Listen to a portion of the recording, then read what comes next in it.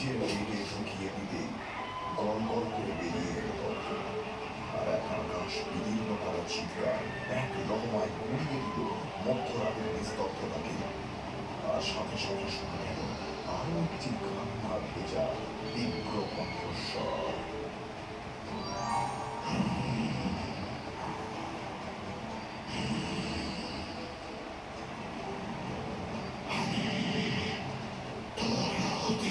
স্বীকার করলাম,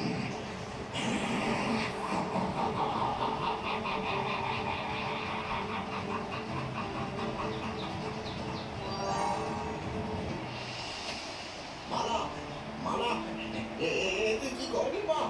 মালা মালা, এই মালা, এই ওঠো না মালা। আমি তোকে ভুল বুঝেছিলাম রে মা। এভাবে চলে গেলে নিজের বাপ মায়ের কথাটা একবারের জন্য চিন্তা করলি না।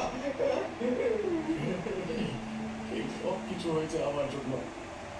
সেদিন যদি আমি সোনার হার মালাকে না পরিয়ে দিতাম তাহলে তাহলে আজ এই দিনটা দেখতে হতো না।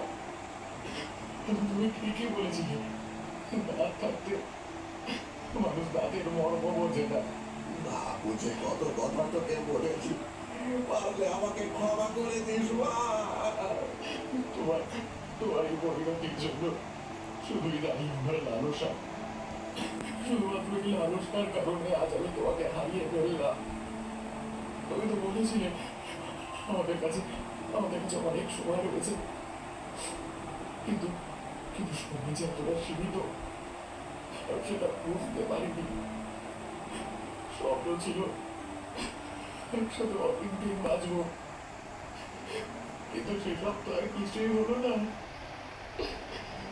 মাঝপথে আমার একলা ফেলে রেখে তুমি চলে গেলে।